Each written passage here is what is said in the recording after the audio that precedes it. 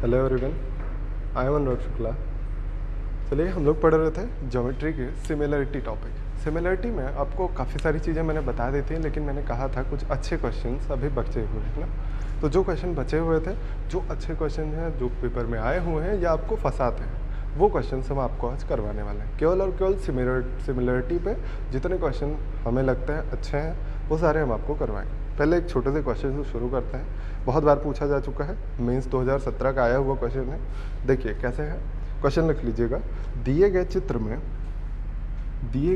में MNOP एक समांतर चतुर्भुज है।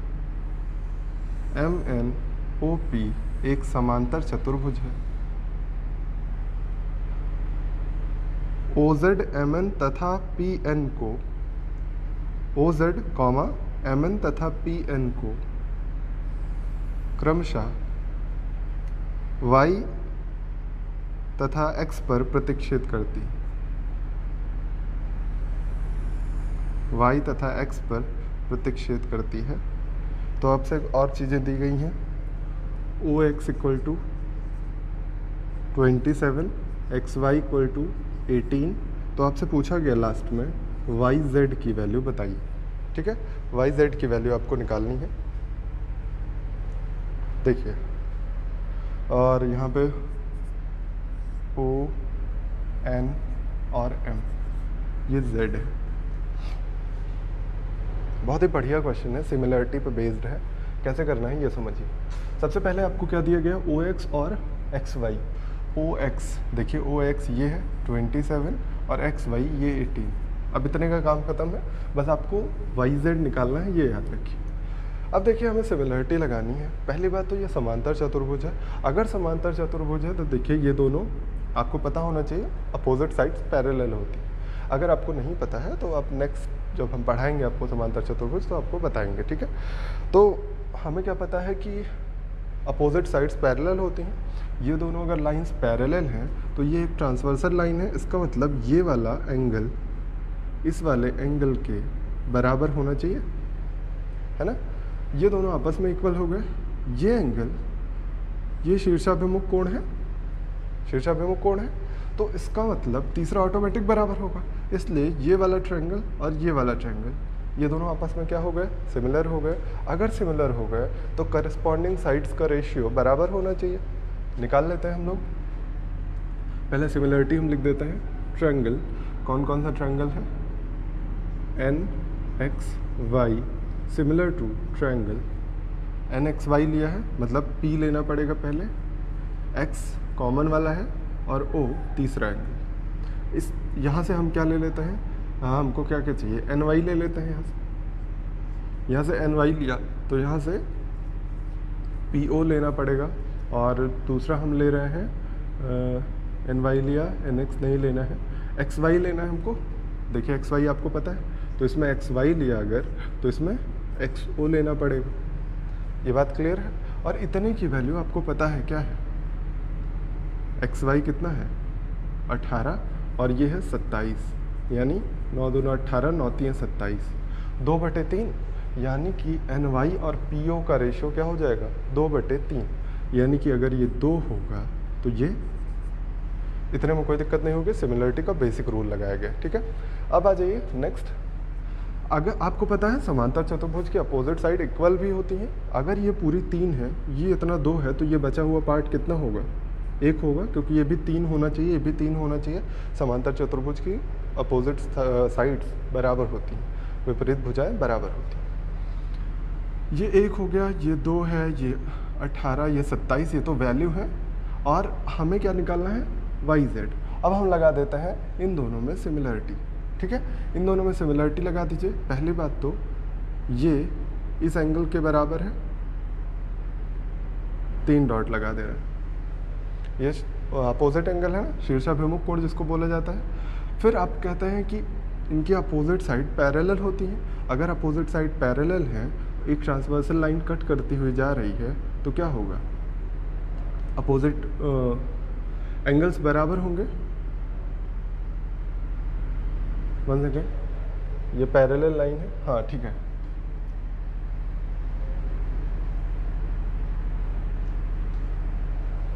1 सेकेंड एक बार चेक कर लीजिए पैरेलल लाइंस पे। हाँ ये देखिए ये वाला एंगल इस वाले एंगल के बराबर होगा। ये दोनों पैरेलल लाइन है, एक ट्रांसवर्सल लाइन ऐसे कट करती हुई जा रही है, इक्वल होंगे। अब हम लगा देते हैं सिमिलरिटी। देखिए दो एंगल इक्वल हो जाएंगे तो तीसरा ऑटोमेटिक इक्वल होगा। एक एंगल ये हमने 3 डॉट वाले दिखाए, एक एंगल ये वाला इसके बराबर होगा क्योंकि ये दो पैरेलल लाइन है, ये ट्रांसवर्सल लाइन है, ये एंगल पूरा बराबर हो जाएगा, होगा ना। अब आ जाइए हम इसमें लगा देते हैं सिमिलरिटी। ये बड़ा वाला ट्रायंगल, ये वाला ट्रायंगल, ये दोनों सिमिलर कर देते हैं। कैसे करेंगे? ट्रायंगल, देखिए ट्रायंगल कौन सा होगा? ZMY ले लेते हैं यहाँ पे। सिमिलर होगा किसके? ट्रायंगल M की वैल्यू किसके इक्वल होगी? N के, और Y की वैल्यू Y में, यानी OMY ऐसे लिखेंगे। फिर आपको जिस जिस चीज़ की ज़रूरत है वही लीजिए। ZM की ज़रूरत नहीं है हमको, MY की ज़रूरत है। M ही तो था, हाँ M है। MY की ज़रूरत है हमें, तो इधर MY लिया है तो इधर भी 1 सेकेंड, देखिए मैंने कुछ गलत किया, ON होगा, सॉरी यहाँ पे ONY। हमने ये वाला ट्रायंगल लिया है ना, ये ट्रायंगल और ये छोटा वाला ट्रायंगल। तो MY किसके इक्वल होगा? NY। इसका रेशियो हम लेते हैं। इसके बाद हम ले लेते हैं ZY। ZY की हमें ज़रूरत है क्योंकि हमें वही निकालना है। यहाँ ZY ले लिया तो यहाँ पे OY लेना पड़ेगा। क्लियर? अब यहाँ पे वैल्यू रख दीजिए। MY कितना है? ये x मान लीजिए, 1x 2x ऐसे मान लीजिए। तो ये MY है x अपॉन NY कितना है? NY है 2x इक्वल टू ZY कितना है? ZY ही हमको निकालना है। और OY कितना है? OY कितना है? ऐड कर लीजिए, 8 7 15 3 1 4 45 हो जाएगा। तो यहाँ से x कैंसिल हो गया, हमें कितना मिल गया? ZY की वैल्यू 45/2, यानी ये कितना आएगा? 22.5। ये 2017 के मेंस का क्वेश्चन था और बहुत ही बढ़िया क्वेश्चन, समझ में आया होगा। आगे बढ़ते हैं हम लोग। क्लियर है? कोई परेशानी हो तो आप बता सकते हैं, हम 1 बाय 1 सभी के आपके कमेंट्स चेक करते हैं और जो भी हमें लगता है रेलेवेंट क्वेश्चन है वो हम नेक्स्ट सेशन में बताते हैं। ठीक है, देखिए अगला क्वेश्चन लिख लीजिएगा। बहुत ही बढ़िया क्वेश्चन है। अगर आपका दिमाग समझ में आने लगा, आपका दिमाग खुल गया सिमिलरिटी के लिए, तो ये क्वेश्चन बहुत ही बढ़िया लगेगा आपको। ठीक, देखिए क्वेश्चन दिया गया है कि त्रिभुज ABC में BP parallel to RQ, BP RQ के पैरेलल है। AP दिया गया है, PQ QC, इन तीनों का रेशियो दिया गया है 6:3:2 और आपको दिया गया है RQ 6 सेंटीमीटर है, PQ 12 सेंटीमीटर है और RC 10 सेंटीमीटर है। तो AB की वैल्यू आपको निकालनी है। फिगर आपको दिया गया है, एक ट्रायंगल है, ट्रायंगल ABC, दो पैरेलल लाइन इसमें खींची गई हैं, एक ये है एक यहाँ पे है। ये P है, ये Q है, ये परपेंडिकुलर है दोनों ही लाइंस। बस इतनी चीज़ें दी गई, ये फिगर दिया गया है आपको और ये इतनी चीज़ें दी गई। ठीक, तो हम लिख लेते हैं AP PQ QC, AP PQ QC, ये इतना रेशियो दिया गया 6 3 2 और PQ आपको दिया गया है 12। देखिए PQ यहाँ से रेशियो 3 था, यहाँ से 12 है, यानी 3 की वैल्यू कितनी हो गई? 12, 3 चौक 12, यानी अगर 12 हो गया तो 2 की वैल्यू, देखिए 3 चौक 12 तो 2 चौक 8 हो जाएगा यहाँ पे। और ये 6 की वैल्यू, 3 की वैल्यू 12, 4 गुना हो रही है तो 6 की वैल्यू 24। इतनी बात में कोई दिक्कत होगी नहीं, आगे बढ़िए। आपको और क्या दिया गया? RC 10 दिया गया है, यहाँ पे R है, ये 10 दिया गया है, फिर दिया गया PQ और RQ 6 दिया गया है, ये 6। उसके बाद आपको AB निकालना है। बाकी चीज़ें आपको याद हो गई होंगी, क्या क्या दिया गया है। BP और RQ पैरेलल है, ये दोनों लाइंस पैरेलल दी गई। अब देखिए बहुत ही आसान हो गया है, क्यों? क्योंकि आपको मिल रहा है, कई सारी साइड मिल गए। अब तो एकदम आसान समझ में आ जाना चाहिए कि ये बड़ा वाला ट्रायंगल इस छोटे वाले ट्रायंगल के सिमिलर होगा। बिल्कुल होगा। देखिए एक लाइन, अच्छा आपको कई बार मैंने बताया हुआ है, एक ट्रायंगल में अगर एक लाइन इसके पैरेलल खींच दी जाए आधार के, तो वो हमेशा दोनों ट्रायंगल सिमिलर होते हैं। बताया भी है मैंने, याद भी होगा आपको। ये 90, ये कॉमन एंगल, तीसरा ऑटोमेटिक इक्वल। क्लियर? तो ये दोनों ट्रायंगल, मतलब ये बड़ा वाला और छोटा वाला हम लिख देते हैं। देखिए कैसे लिखेंगे ट्रायंगल, बड़ा वाला ट्रायंगल हम लेते हैं BPC, सिमिलर होगा किसके? ट्रायंगल एंगल B किसके बराबर होगा? R, P किसके बराबर होगा? Q, और ये C। ठीक है, हमें कौन कौन सी साइड लेनी है ये आप चेक कर लीजिए। हम BP ले लें, BP का कोई फ़ायदा नहीं है लेने का, BC ले लेते हैं, BC अपॉन RC, और PC अपॉन QC। वैल्यू रख दीजिए। BC की वैल्यू कितनी है? इसकी वैल्यू हमें नहीं पता है ना, इसकी वैल्यू हम निकाल लेते हैं। इसकी वैल्यू कितनी हो जाएगी? हमको यही वैल्यू तो चाहिए, सॉरी BP ही चाहिए हमको। BP हमने नहीं लिखा ना, BP अपॉन RQ। देखिए अगर BP निकल जाएगा तभी तो AB निकलेगा। मेरे दिमाग में चल रहा था BC पूछा गया आपसे, लेकिन AB पूछा गया ना, तो AB अगर पूछा गया तो ये वैल्यू पता चलेगी, तभी तो राइट एंगल ट्रायंगल में फार्मूला लगा के हम लोग निकालेंगे। तो अभी निकालिए, यहाँ से BP की वैल्यू निकालनी है, अपॉन RQ कितना दिया गया? RQ 6 दिया गया। ये हमको नहीं यूज़ करना है, तीसरा वाला यूज़ कर लेना है। PC कितना दिया गया है? P से C तक की 20 दिया गया है, 20। QC कितना दिया गया है? Q से C तक का 8, ये इतना दिया गया। 4 दूना 8, 4 पच्चे 20। फिर 2 से कट कर दीजिए, 2 3 6। BP कितना आ जाएगा? 15। अगर BP 15 हो गया, ये 24 है, तो AB निकाल सकते हैं आप। राइट एंगल ट्रायंगल का फार्मूला क्या होता है? स्क्वायर रूट ऑफ 24 का स्क्वायर और 15 का स्क्वायर। तो यहाँ पे आप थोड़ा सा आसान भी कर सकते हैं, 3 का स्क्वायर बाहर कर लीजिए। 3 का स्क्वायर जहाँ बाहर करेंगे तो ये बनेगा 8 का स्क्वायर और ये 5 का स्क्वायर। 3 ये बाहर हो गया, बचा यहाँ पे 8 3 24 होता है ना, 3 का स्क्वायर हमने बाहर कर लिया, तो 8 का स्क्वायर 64 और इसमें 5 3 15, 5 का स्क्वायर 25। ऐड करके लिख दीजिए 3 रूट 5 4 9 6 2 8। ये था आपका आंसर। आपसे AB पूछा गया था, AB हमने निकाल दिया। समझ में आ गया होगा? आगे बढ़ते हैं। आज कई सारे क्वेश्चन आपको करवाने हैं, कुछ अच्छे लेवल के होंगे। दिमाग, पेन, कॉपी सब खोल के बैठिए, आंखें खोल के रखिए, बहुत अच्छे से समझ में आएगा आपको। देखिए अगला क्वेश्चन लेते हैं हम। दिया गया है कि बहुत ही आसान सा क्वेश्चन है, अगर आप ध्यान से देख पाइए तो। एक साइड दी गई है, इसमें दिया गया है AB parallel to EF parallel to CD। ये मुझसे किसी ने पूछा था, तो इसलिए मैंने सोचा आसान है बट करवा देते हैं।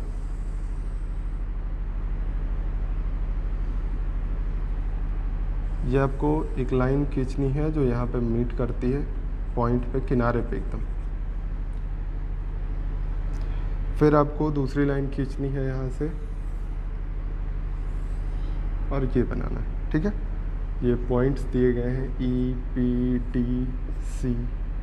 ये D है, P मत समझिएगा, और यहाँ पे F है और ये B, A। ठीक, ये सभी आपस में पैरेलल है। फिर आपको कुछ वैल्यूज़ दी गई हैं। CD की वैल्यू दी गई है 18, PE की वैल्यू 5, PC की वैल्यू 10। आपसे पूछा गया है EF की वैल्यू बता दीजिए। बहुत ही आसान क्वेश्चन है, बेसिक्स है एकदम।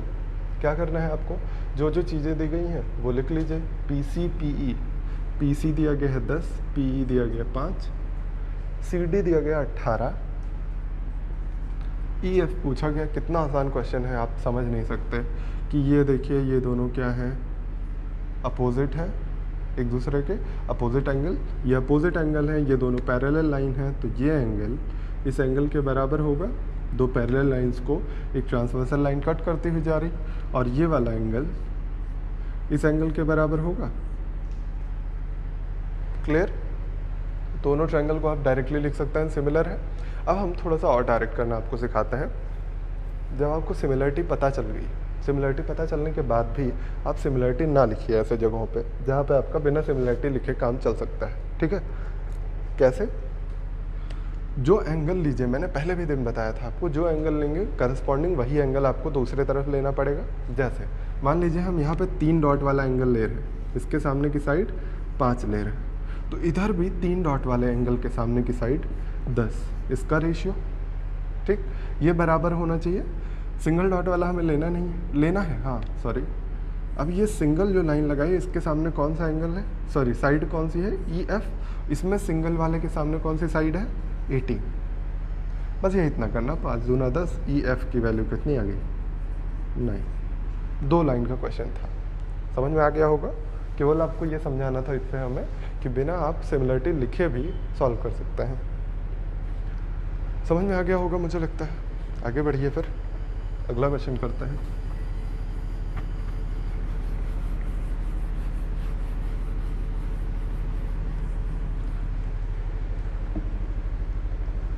देखिए अगले क्वेश्चन पे आते हैं। क्वेश्चन लिखा गया है, इसी तरह का क्वेश्चन है, थोड़ा सा अच्छा क्वेश्चन है। लिखिए angle B equal to angle D equal to angle Q 90 degree. हम आपको फिगर बना के दे रहे हैं, बस आप लिख लीजिए अभी। AB equal to X, CD equal to Y और PQ इक्वल टू Z।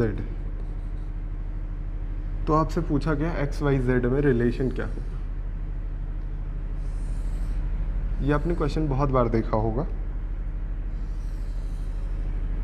अक्सर ये फॉर्मूले के तरीके याद करा दिया जाता है आपको, तो आप भी याद कर लेंगे फॉर्मूले के तरीके, लेकिन अभी पहले प्रूफ देखेंगे इसका या कहाँ से है, क्योंकि इस तरह के क्वेश्चन और भी बन सकते हैं और भी टाइप से बना सकते हैं, तो इस वजह से इसका प्रूफ इम्पॉर्टेंट है। ये दिया गया है, ये सभी परपेंडिकुलर है। आपसे पूछा गया है XYZ में रिलेशन बताइए।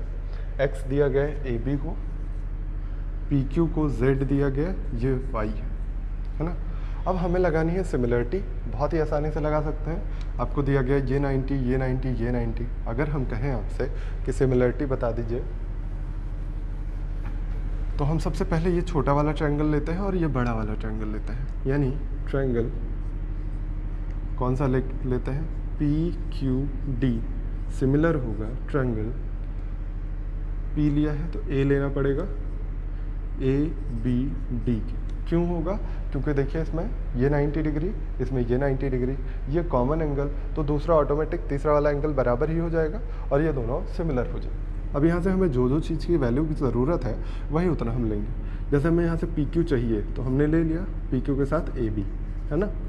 फिर QD आपको चाहिए, QD ये आपको नहीं चाहिए, कोई ज़रूरत नहीं है, ये आप ले भी सकते हैं, कोई एक तो लेना ही पड़ेगा, चाहे आप QD लीजिए चाहे PD लीजिए। तो PD कोई मतलब नहीं, QD ही ले लेते हैं। QD और BD इन दोनों का रेशियो हमें मिल गया, है ना। अब यहाँ से वैल्यू रख दीजिए। PQ की वैल्यू कितनी है, Z है, और AB की वैल्यू है X। QD की वैल्यू नहीं पता है, BD की वैल्यू नहीं पता। ये पहला इक्वेशन बन गया। इसी तरह अब आते हैं, हम ये छोटा वाला ट्रायंगल लेते हैं BQP और ये बड़ा वाला ट्रायंगल BDC, ठीक। तो triangle PQB is similar to triangle PQB लिया है तो आपको लेना पड़ेगा CDB, है ना। फिर हमें PQ की ज़रूरत तो है ही, PQ upon CD equal to QB ले लेते हैं, QB अपॉन BD या DB जो भी कह लीजिए, ये BD या DB दोनों कह सकते हैं ना।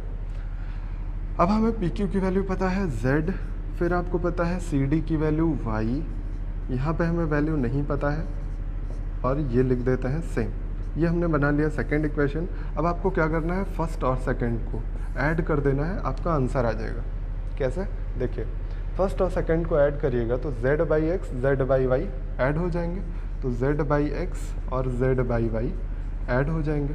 फिर QD/BD QB/BD, BD दोनों में क्या है, डिनोमिनेटर सेम है, तो आप कह सकते हैं QD और BD, QD और QB अपॉन BD, ये आ जाएगा। है ना। और आपको क्या पता है, क्यू डी ये है और क्यू बी ये है। Q D plus Q B क्या है, Q B plus Q D, ये पूरी लाइन है। पूरी लाइन क्या है, बी डी। देखिए बी डी कैंसिल कर दिया दोनों को, देखिए ये प्लस ये करेंगे तो पूरी लाइन मिलेगी, और पूरी लाइन बी डी है तो B D upon B D cancel हो जाएगा ना। अब z को कॉमन करिए और यहाँ पे ले जाइए तो कितना मिल जाएगा, 1 upon X plus 1 upon Y equal to 1 upon Z. यही आपको याद करना है। ये भी मेंस का पूछा हुआ क्वेश्चन है और कई बार ये प्रैक्टिस पेपर्स में आपको मिलता है। ये इसका रिजल्ट है। कभी भी ये 90 ये 90 ये 90 हो तो बीच वाले का 1 अपॉन मिडल वाला equal to 1 upon this plus 1 upon this. Clear है। अब याद कर लीजिए रिजल्ट के तरीके। ठीक, आगे बढ़िए, अगला क्वेश्चन देखते हैं।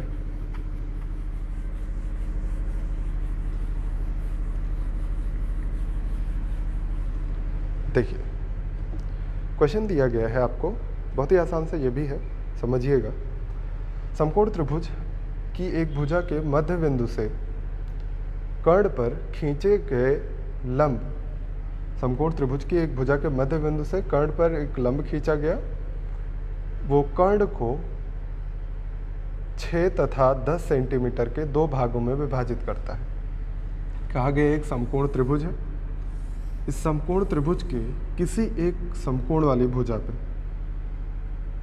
एक भुजा के मध्य बिंदु, समकोण बनाने वाली भुजा के मध्य बिंदु पे यहाँ पे लंब खींचा गया कर्ण पे, ठीक, जो इसको 6 सेंटीमीटर और 10 सेंटीमीटर के भुजाओं में विभाजित करता है। तो लास्ट में आपसे पूछा गया, तो बताइए त्रिभुज का क्षेत्रफल क्या होगा।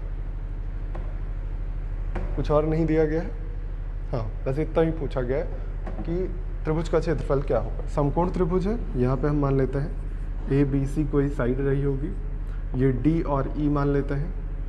आपको क्या पता है, ये दोनों इक्वल हैं। अगर इक्वल है तो एक्स मान लीजिए, दोनों को मान सकते हैं, कोई दिक्कत नहीं होगी।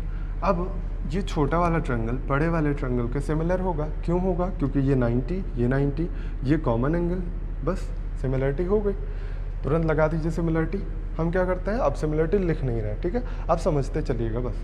इसमें 90 के सामने हमने लिया x, तो दूसरे वाले में 90 के सामने हमने लिया 16 इक्वल टू, इसमें हमने थर्ड एंगल के सामने 6 लिया, तो इसमें थर्ड एंगल के सामने क्या लेंगे, 2x लेंगे, ये तो होगा। अब यहाँ से सॉल्व कर दीजिए, x स्क्वायर की वैल्यू 48, x की वैल्यू 4√3, x की वैल्यू 4√3 आ गई। आपको पता है x की वैल्यू 4√3, तो ये पूरा कितना है 2x यानी 8√3 है। ये पूरी लाइन AB 8√3, AC 16, तो आप BC निकाल सकते हैं। BC की वैल्यू क्या हो जाएगी, √AB का स्क्वायर माइनस AC का स्क्वायर माइनस AB का स्क्वायर, वैल्यू पुट कर दीजिए, स्क्वायर रूट AC यानी 16 का स्क्वायर माइनस AB यानी 8√3 का स्क्वायर। यहाँ से अगर 8 का स्क्वायर बाहर निकाल लीजिए तो यहाँ पे क्या बचेगा, 2 का स्क्वायर यानी 4, यहाँ √3 का स्क्वायर यानी 3, 4 माइनस 3 1 हो जाएगा, यानी केवल इसका क्या वैल्यू आएगी 8, है ना। BC की वैल्यू हमें 8 पता चल गई। अब आपको पता होगा, हमने बताया हुआ है, अगर दो भुजाएं पता हो, बीच का एंगल पता हो, तो एरिया क्या होता है त्रिभुज का, area of triangle 1/2 A into B, यानी बगल बगल के साइड, 2x यानी 2 इंटू 4√3 इंटू BC आपने 8 निकाला है, इंटू साइन थीटा, साइन कितना हो जाएगा, ये 90 है ना। यहाँ से कैंसिल कर दीजिए, ये कैंसिल हुआ, साइन 91 होता है, यानी कितना आ जाएगा आपका आंसर 32√3। देखिए बहुत ही प्यारा क्वेश्चन है आपके लिए। ABC ट्रायंगल दिया गया है जिसमें दो एंगल्स आपको 90 डिग्री दिए गए, बाकी दो एंगल्स आपको इक्वल दिए गए हैं, ये वाला एंगल और ये वाला एंगल। बाकी चीज़ें आपके सामने दी गई हैं, कुछ चीज़ें आपको क्वेश्चन में दी गई हैं। चलिए स्टार्ट करते हैं। पहले आप एक बार पॉज करके चेक करिएगा आपको आ रहा है या नहीं आ रहा है। बहुत अच्छा क्वेश्चन है और थोड़ा सा दिमाग लगाना है बस। ये हम मान लेते हैं दोनों एंगल थीटा हो गए। अगर ये दोनों थीटा हो गए तो हम कह सकते, अच्छा इसको फिर कुछ मान लेते हैं, मान लीजिए अल्फ़ा मान लेते हैं, ठीक है। ये अगर अल्फ़ा हो गया, ये थीटा हो गया, तो इस ट्रायंगल में ये जो ट्रायंगल दिख रहा है BCE, इसका ये एक्सटीरियर एंगल है, तो क्या हो जाएगा, अल्फ़ा प्लस थीटा हो जाएगा, इसमें कोई दिक्कत नहीं। फिर आ जाइए इस वाले ट्रायंगल में AEC ट्रायंगल का ये पूरा एंगल क्या है, एक्सटीरियर एंगल है। एक्सटीरियर एंगल है तो थीटा प्लस 90 होना चाहिए पूरा, ये 90 हो चुका ऑलरेडी, तो ये कितना बचेगा, थीटा। क्लियर इतनी बात। फिर आ जाइए इस छोटे वाले ट्रायंगल में EBD का ये एक्सटीरियर एंगल है, तो ये थीटा प्लस अल्फ़ा फिर से हो जाएगा, इतने में कोई दिक्कत नहीं होगी। अब तो बिल्कुल इजीली आप सिमिलरिटी दिखा सकते हैं। जो दिया गया है पहले लिख लेते हैं, ये 2 दिया गया है, ये 6 दिया गया है। BE निकालना है, BE हम लोग निकालते हैं, ठीक। सिमिलरिटी दिखा दीजिए, किस में हो जाएगी सिमिलरिटी। देखिए हम लेते हैं पहले ट्रायंगल BEC, सिमिलर होगा किसके, एंगल B किसके बराबर होगा, एंगल B देखिए इसमें अल्फ़ा है, और बड़े वाले ट्रायंगल में देखिए 2 ट्रायंगल हमें लेना है, हम एक बार ये छोटा वाला लेते हैं, एक बार ये बड़ा वाला लेते हैं। तो बड़े वाले, अगर ये BEC कौन सा लिया, BEC बड़ा वाला ट्रायंगल, अगर ये बड़ा वाला ट्रायंगल ले लिया जिसमें अल्फ़ा B पे है, तो इसमें भी छोटे वाले ट्रायंगल में भी कॉमन एंगल है ये, तो B ही लेना पड़ेगा। एंगल E बड़े वाले में एंगल E, यानी ये पूरा एंगल, तीसरा वाला एंगल, तो एंगल E बड़े वाले में लिया तो छोटे वाले में एंगल D बचेगा। और एंगल C यहाँ थीटा है, तो यहाँ एंगल E थीटा है। समझ में आया। देखिए ये कॉमन एंगल, ये एंगल इस एंगल के बराबर, तीसरा ऑटोमेटिक इक्वल हो गया है, तो आप सॉल्व कर लीजिए। BE, हम BE लेते हैं, हमें निकालना है BE ही, तो BE upon BD equal to EC हमको चाहिए, EC हमें नहीं पता है, मत लीजिए, तीसरे वाले साइड लीजिए, BC अपॉन BE, ठीक। यहाँ हो जाएगा BE अपॉन BD की वैल्यू 2 है, BC की वैल्यू कितनी है, BC 6 to 8 अपॉन BE, यानी BE की वैल्यू कितना हो जाएगी, 16, BE इंटू B का स्क्वायर 16, तो BE की वैल्यू 4, और यही आपसे पूछा गया था। समझ में आ गया होगा ना, आसान सा था, बस आपको थोड़ा सा दिमाग लगाना था कि कहाँ से हम कैसे सिमिलरिटी प्रूव करें। ये सारी चीज़ें आप ये मत सोचिएगा कि बस देखते ही हमको आ जाएगी, आपको प्रैक्टिस करनी पड़ेगी। जितनी ज़्यादा प्रैक्टिस उतनी ज़्यादा समझ डेवलप होगी, है ना। मैथ्स का मतलब ही है प्रैक्टिस। अगला क्वेश्चन आइए, 2017 के मेंस से ही फिर से लिया है मैंने। लिखा गया है दो वर्ग ABCD तथा AHEF है। 2 चतुर्भुज ABCD, चतुर्भुज नहीं सॉरी वर्ग है, 2 वर्ग ABCD तथा AHEF हैं, जिनकी भुजाएं क्रमशः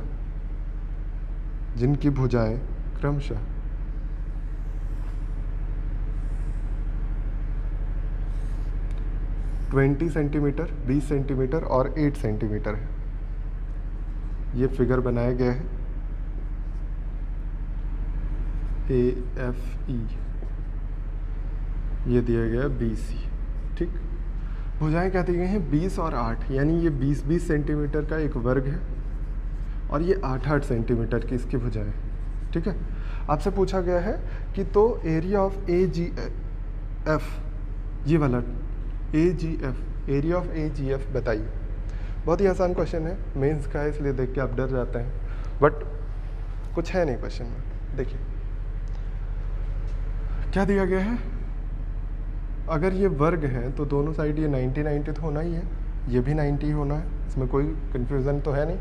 अगर ये 90 हो गए दोनों और ये हम कॉमन एंगल ले लें, तो क्या कहेंगे आप, ये छोटा वाला और बड़ा वाला ट्रायंगल सिमिलर हो जाएंगे, तो बिल्कुल लिख दीजिए। तो आप क्या कहेंगे कि हम इस बार लिखते नहीं हैं, ठीक है, थोड़ा जल्दी जल्दी करना आपको सिखाते हैं। देखिए हम कहते हैं ये कॉमन एंगल के सामने इसमें कौन सी भुजा है, AG है, अपॉन इसमें कॉमन एंगल के सामने कौन सी भुजा है, 20, बराबर थर्ड एंगल, ये वाला जो एंगल बचा हुआ है, इस थर्ड एंगल के सामने इसमें 8 है, और इसमें थर्ड एंगल के सामने हम लेते हैं, इसमें क्या है 20 + 8 यानी 28, ठीक है। अब यहाँ से निकाल लीजिए AG की वैल्यू, AG कितना आ जाएगा, 4 × 7 = 28, 4 × 5 = 20, तो 40/7 हो जाएगा AG की वैल्यू। अब आपको निकालना है ट्रायंगल AGF का एरिया कितना हो जाएगा, हाफ भुजाओं का गुणनफल, ये भुजा इंटू ये भुजा, 8 गुणे 40/7 और गुणे साइन थीटा, साइन 90। आपको अगर राइट एंगल ट्रायंगल की प्रॉपर्टी याद हो थोड़ा बहुत, तो आपको याद होना चाहिए कि हाफ लंब और आधार का गुणनफल, यही होता है फॉर्मूला। लेकिन मैंने अभी आपको बताया नहीं, इसलिए हम साइन थीटा बार बार लगा रहे हैं। साइन 90 आप लिखेंगे तो वो कैंसिल हो जाएगा, मतलब 1 हो जाएगा, कोई दिक्कत नहीं। तो ये 1 हो गया, ये 2 चौक 8 बनेगा, यानी 160/7। यही आया था आपका आंसर, समझ में आया होगा। चलिए अगला क्वेश्चन करेंगे हम लोग। देखिए थोड़ी सी अगर आपको एडजस्ट करना पड़ रहा है तो कर लीजिएगा, क्योंकि परिस्थितियां अनुकूल नहीं है, मौसम बहुत ज़्यादा गर्म है, तो थोड़ा सा एडजस्ट करिएगा। चलिए अगला लिखिए। पूछा गया है, आपसे दिया गया पहले त्रिभुज ABC में AEF और AEF और FB का रेशियो 1 2 3, AEF FB का रेशियो 1 2 3, AC DF और GF ये सभी इक्वल हैं। तो कहा गया शेडेड और नॉन शेडेड एरिया का रेशियो बताइए। हम फिगर बना देते हैं, ऐसा ना सोचिए बिना फिगर बनाए शेडेड और नॉन शेडेड एरिया पूछ रहे हैं।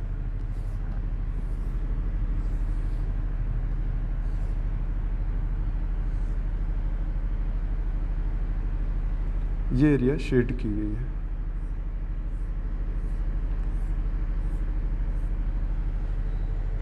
आपसे कहा गया DE और GF पैरेलल है BC की।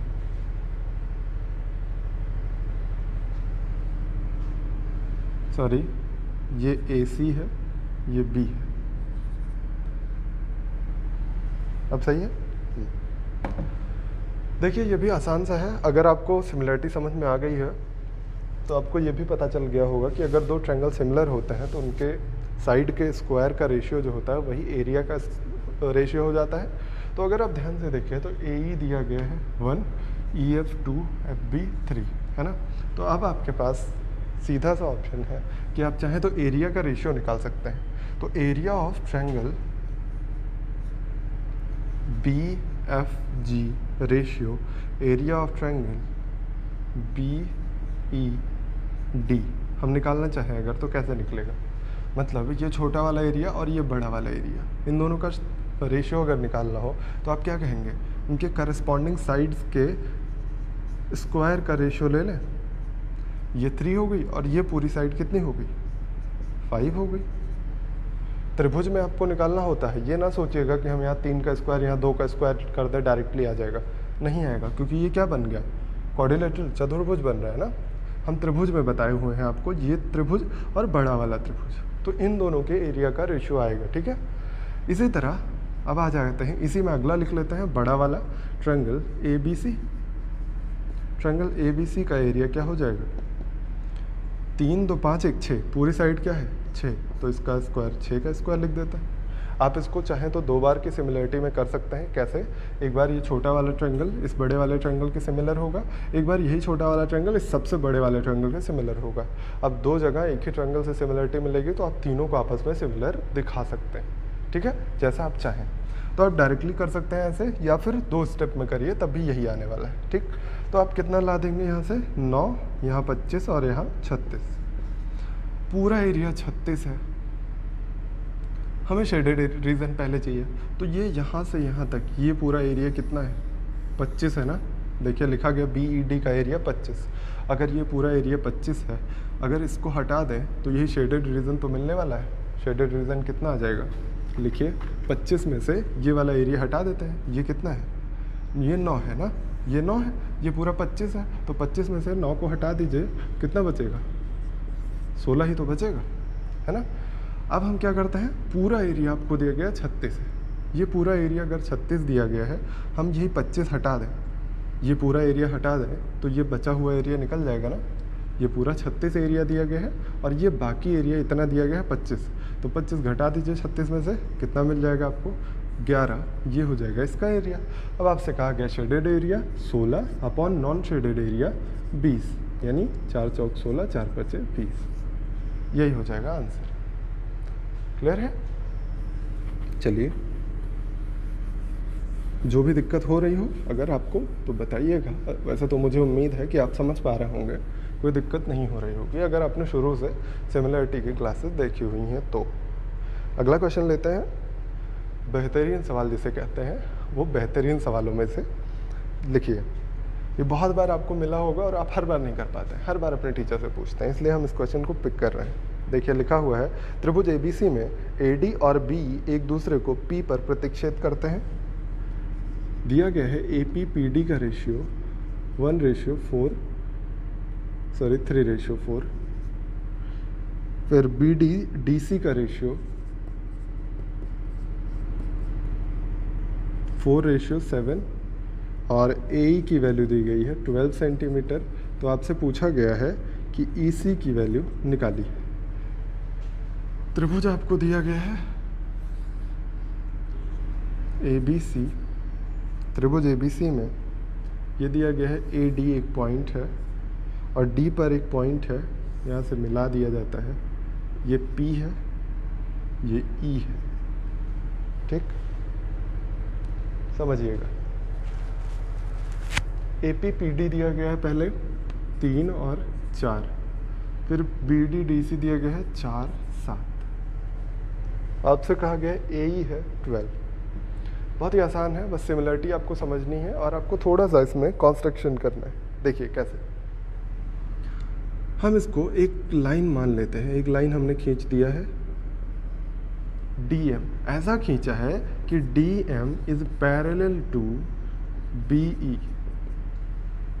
हमने अपने मन से एक लाइन कंस्ट्रक्ट कर दी, ये DM कैसी लाइन है, जो कि इसके पैरेलल है।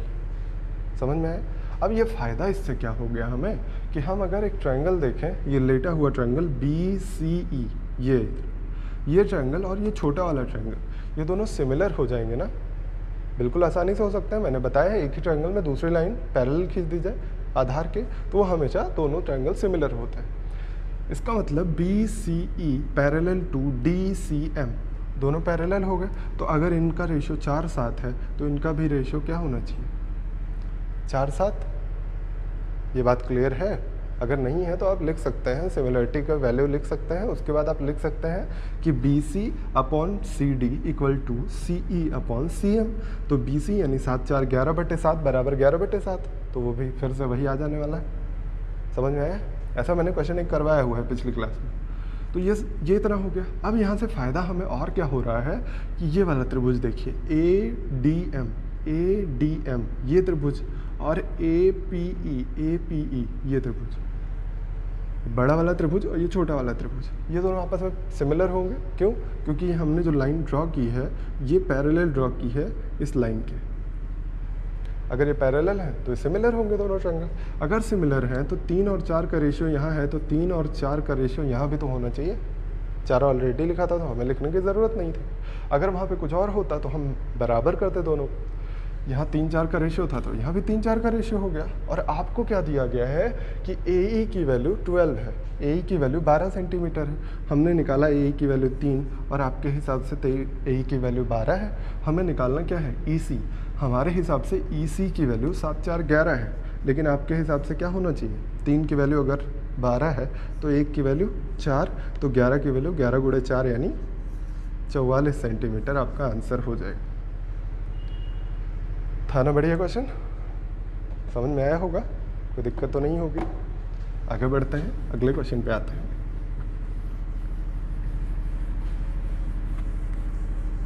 देखिए एक क्वेश्चन आपको दिया गया है कि एंगल ए एंगल बी जिसमें 90 दिए गए हैं, ये 90 डिग्री दोनों के दोनों हैं, और ACD की वैल्यू, एंगल ACD की वैल्यू भी 90 है। फिर आपको दिया गया है AB BC, AB दिया गया है 12, BC दिया गया है 16। और पूछा गया है आपसे area of triangle ACD। Triangle area पूछा गया है ACD का, ठीक है। आपको फिगर दिया गया है, देखिए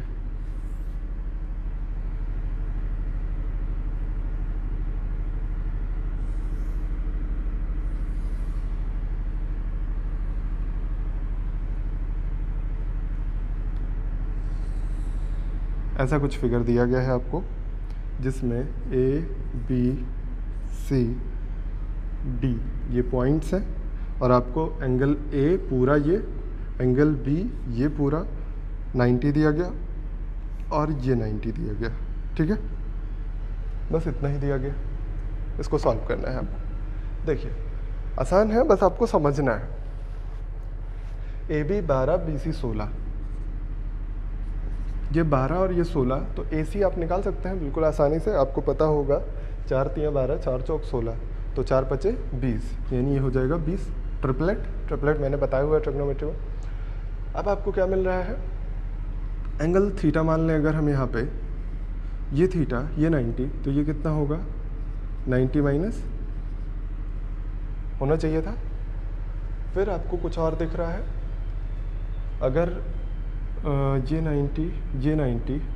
90 प्लस थीटा, तो आप ये तीसरा एंगल निकाल सकते हैं, इसमें निकाल सकते हैं बिल्कुल इजीली। 1 सेकेंड, अब देखिए ये पूरा 90 था, ये 90 माइनस थीटा है, ये पूरा 90, ये 90 माइनस थीटा, तो ये क्या होना पड़ेगा थीटा।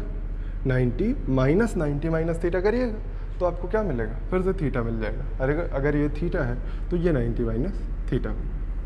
बस आपकी सिमिलरिटी आपको सीधा सीधा दिखाई देने लगेगी।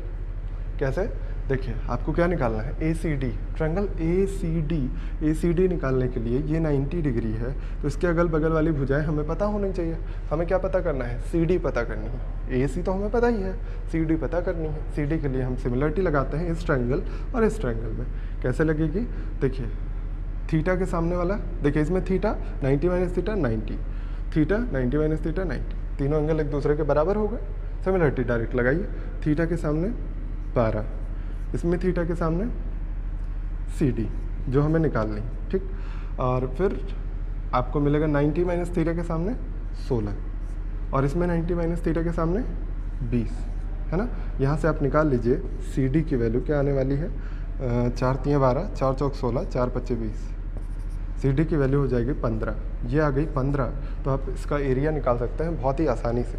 कैसे, फॉर्मूला लगा दीजिए, half height into base. Half height क्या है इसकी 20 और बेस क्या है 15।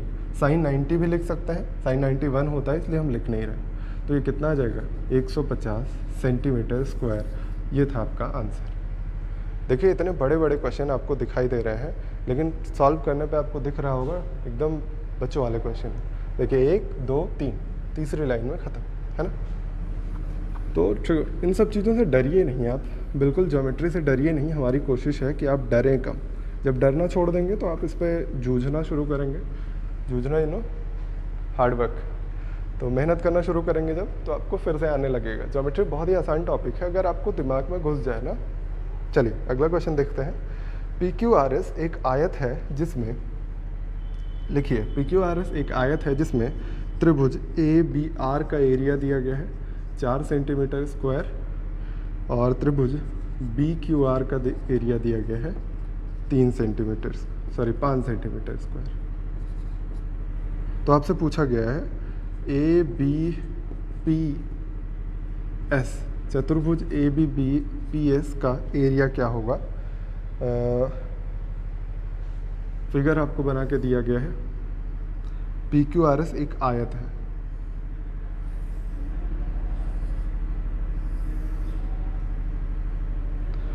तो ये दिया गया है PQRS, ये आयत है। इसमें दिया गया है PR जो है ये विकर्ण है, ठीक है। और एक Q से A तक की लाइन खींची गई है जो कि कट करती है पॉइंट B पर, ठीक। पॉइंट B पर कट करती है, और जो दिया गया है आपके सामने लिखा गया है। अब देखिए आपको मैंने बताया है कि पहली बात तो ये दिया क्या गया है ABR ये और BQR ये, 4 और 5 एरिया का रेशियो है। अगर ये एरिया का रेशियो है तो आप कह सकते हैं कि हम साइड का रेशियो निकाल सकते हैं, बिल्कुल निकाल सकते हैं। साइड का रेशियो क्या हो जाएगा, 4:5। आपको मैंने बताया है एक ही त्रिभुज को अगर 2 पार्ट में आप डिवाइड करते हैं तो जिस रेशियो में उनके एरियाज डिवाइड होते हैं उसी रेशियो में उनकी साइड डिवाइड होती है। पिछले क्लासेस में मैंने बताया है। तो ये अगर 4:5 के अनुपात में है तो ये दोनों भी 4:5 के अनुपात में है। यहाँ पे सिमिलरिटी नहीं लग रही है, बिल्कुल ध्यान से देखा करिए, मैंने पिछले क्लास में समझाया भी है। सिमिलरिटी यहाँ पे नहीं लगती है, सिमिलरिटी यहाँ पे लगती है। दोनों में अंतर है थोड़ा सा। ये सीधी लाइन इसको 2 पार्ट में डिवाइड कर दे रही है, दोनों ट्रायंगल है। ये सीधी लाइन इसको एक ट्रायंगल एक क्वाड्रिलेटरल में डिवाइड कर रही है। यहाँ पे ये रूल लगता है कि जिस रेशियो में ये साइड्स होंगी उसी रेशियो में इनका एरिया होगा, और यहाँ पे पलट जाता है मामला। ये दूसरा है, ये मैंने सिमिलरिटी में पढ़ाया है। ठीक, देखिए अब आपको मिल गया कि ये 4 और 5 साइड है। ये पहली बात तो क्या है, अपोजिट एंगल है। ये अगर आयत है तो ये दोनों पैरेलल लाइंस होंगी, पैरेलल होंगी तो ये एंगल इस एंगल के बराबर होगा।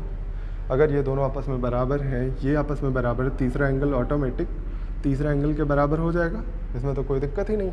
तो आप कह सकते हैं अगर ये 4 और 5 के अनुपात में है तो ये भी 4 और 5 के अनुपात में होंगे, इतने में कोई दिक्कत नहीं।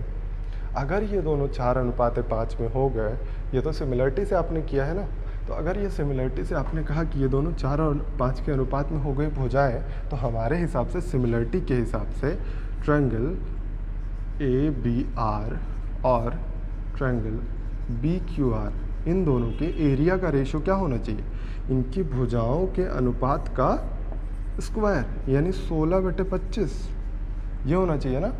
लेकिन हमको क्या पता है, हमको तो पता है ABR, इस ABR का एरिया क्या है, हमको पता है इस ABR का एरिया 4 दिया गया है पहले से ही। तो हम क्या कहेंगे कि 16 की वैल्यू हमें पहले ही 4 दी गई है ना, 16 की वैल्यू अगर हमें 4 दी गई है तो हम 25 की वैल्यू निकाल सकते हैं। 16 की वैल्यू 4 तो 1 की वैल्यू 1/4, तो 25 की वैल्यू 25/4, यानी ये इतना एरिया कितना मिल गया आपको, 25/4। इतने में कोई दिक्कत नहीं है। अब ये इतना एरिया 25/4 है, बाकी एरिया आपको पता है, तो आपको निकालना है ABPS, मतलब ये जो एरिया बचा हुआ है ना, ABP ये S था, ये बचा हुआ एरिया निकालना है। आपको ये पता होना चाहिए कि किसी भी आयत में इसका विकर्ण जो होता है उसको 2 समान क्षेत्रफलों वाले पार्ट्स में डिवाइड करता है। 2 समान क्षेत्रफल में अगर बांटता है तो ये पूरा क्षेत्रफल कितना हो जाएगा, 25/4 + 5, यही तो हो जाएगा ये पूरा एरिया। अगर इस पूरे एरिया को हम कहें कि इस पूरे एरिया के बराबर होना चाहिए PRS के, तो कोई दिक्कत तो नहीं होगी, क्योंकि आयत क्या होता है, आयत और वर्ग दोनों जगहों पे ये जो विकर्ण होता है ये इसको 2 इक्वल पार्ट में डिवाइड करता है ना। तो ये पूरा एरिया हमें क्या पता चला, 25/4 + 5 है। अगर ये पूरा एरिया 25/4 + 5 है तो दूसरा वाला एरिया कितना हो जाएगा, ये भी 25/4 + 5 हो जाएगा। और आपको क्या पता है, ये इतना एरिया 4 है, तो इसमें से 4 को हटा दीजिए तो बचा हुआ एरिया आएगा चतुर्भुज का एरिया। चतुर्भुज का एरिया कितना हो जाएगा, 25/4 29/4, यही होगा 29/4, यानी सॉल्व कर लीजिए, इसको पॉइंट में निकाल लीजिए, 4 × 7 = 28, 4 × 2 = 8, 4 × 5 = 20, 7.25 आएगा आपका आंसर। समझ पाए होंगे, रिवाइंड करके देखिएगा, आपको बेहतर समझ में आ जाएगा। आगे बढ़िए और 1-2 क्वेश्चन बढ़िया से कर लेते हैं, फिर क्लास को एंड करते हैं। ये भी खूबसूरती के ऊपर बेहतरीन सवाल। क्वेश्चन लिखिए, त्रिभुज ABC में BC बराबर दिया गया है 24 सेंटीमीटर है, और दिया गया है आपको AD जो है परपेंडिकुलर है BC पे। फिर दिया गया है ट्रायंगल ABC में इसका एरिया, ट्रायंगल ABC का एरिया 120 है। BD तथा AC के मध्य बिंदुओं के बीच की दूरी क्या होगी, BD तथा AC के मध्य बिंदुओं के बीच की दूरी क्या होगी। ठीक, देखिए ये भी आसान है, अगर आप फिगर बना ले गए हो तो, फिगर बना लिए होंगे मुझे लगता है। ये ए है, बी सी, एक ए डी जो है वो परपेंडिकुलर टू बी सी, ये दिया गया है आपको। फिर आपसे कहा गया पी डी का मध्य बिंदु, ये लेंगे तो ये दोनों बराबर होगा और मिलाना है इसके मध्य बिंदु से। इसी की दूरी पूछी गई आपसे, इन दोनों के बीच की दूरी क्या होगी। अगर इनके बीच की दूरी आपको निकालनी है, हम इनको कोई पॉइंट मान लेते हैं, P और Q मान लेते हैं। अब आपको क्या करना है, देखिए यहाँ पे हम कोई मध्य बिंदु मान लेते हैं, कहीं भी मध्य बिंदु मान लीजिए। इसका मध्य बिंदु मान लीजिए R हमने माना और इसको मिला दिया। मध्य बिंदु मानने से ये क्वेश्चन बहुत ही आसान हो जाएगा, थोड़ा सा आपको कंस्ट्रक्शन करना पड़ेगा बस। देखिए कैसे, अगर ये मध्य बिंदु है, ये मध्य बिंदु है, तो इस वाले त्रिभुज में देखिए, त्रिभुज ए बी डी में आपको थ्योरम याद आनी चाहिए कि ये इस पूरी भुजा का आधा होता है। याद आ रही है थ्योरम? आपको क्या दिया गया है, BC की वैल्यू दी गई है 24, ये पूरी साइड दी गई है 24। अब यहाँ से हम बाकी चीज़ें भी निकाल लेंगे। पहले आपको क्या बताते हैं, PR यानी RP अगर हमें निकालना हो तो क्या हो जाएगा, ये आधा हो जाएगा AD का। आपको मैंने बताया है, अगर ये दोनों ये मध्य बिंदु हो जाए एक दूसरे, ये इस साइड का मध्य बिंदु, ये इस साइड का मध्य बिंदु, तो ये क्या होता है, इस पूरी साइड का आधा होता है। प्रूफ कराया था मैंने पिछली क्लास में। फिर इसी तरह सेम क्वेश्चन देखिए, यहाँ पे R और Q मध्य बिंदु है, यानी ये पूरी साइड इस पूरी साइड का आधा हो जाएगी, यानी क्या हो जाएगी, RQ जो होगी वो हाफ ऑफ BC हो जाएगी। इतने में कोई दिक्कत नहीं है। अब आ जाइए और चीज़ें, ABC का ट्रायंगल का एरिया दिया गया है 120। अगर ट्रायंगल का एरिया दिया गया है तो आपको मैंने एरिया का फॉर्मूला ये भी बताया है, हाफ हाइट इंटू बेस, यानी BC इंटू हाइट क्या दी गई, AD, और ये पूरा एरिया दिया गया है 120। आपको BC की वैल्यू भी पता है, BC की वैल्यू 24 है, यहाँ पे 24 पुट कर दीजिए तो ये कितना हो जाएगा, AD की वैल्यू आ जाएगी 10। अब ये वैल्यू उठा के यहाँ पे रख दीजिए, तो यहाँ पे अगर AD की वैल्यू 10 रखिएगा तो ये वैल्यू 5 आएगी, ये 24 रखिएगा तो 12 आएगी, है ना। आपको क्या मिला, ये पूरी वैल्यू 12 और ये पूरी वैल्यू 5। अगर आप ध्यान से देखिए, ये और ये आपस में पैरेलल लाइंस हैं या नहीं, बिल्कुल होंगी। क्यों होंगी, क्योंकि मैंने आपको प्रूफ कराया था पिछली क्लास में, ये और ये अगर मध्य बिंदु होंगे तो ये दोनों पैरेलल लाइन ऑटोमेटिक प्रूव हो जाएंगे, है ना। और अगर पैरेलल होंगी, अच्छा ये भी आपस में पैरेलल है, तो ये अगर यहाँ पे 90 बना रहा है तो यहाँ भी 90 बना होगा। अगर ये यहाँ पे 90 बना रहा है तो यहाँ भी 90 बनाया होगा, क्योंकि ये दोनों पैरेलल लाइंस हैं। और ये ट्रांसवर्सल लाइन कट कर रही है तो यहाँ वाला एंगल इसके बराबर हो जाता है। अगर ये एंगल 90 डिग्री हो गया तब तो आपको इसका एरिया निकालने में बहुत माइन्यूट सा टाइम लगेगा। एरिया यानी कि हमें निकालना है PQ ना, तो PQ भी निकाल सकते हैं। देखिए PQ का स्क्वायर कितने के बराबर, PR के स्क्वायर और RQ के स्क्वायर का एडिशन, ये तो होता है इसका और इसके स्क्वायर का सम।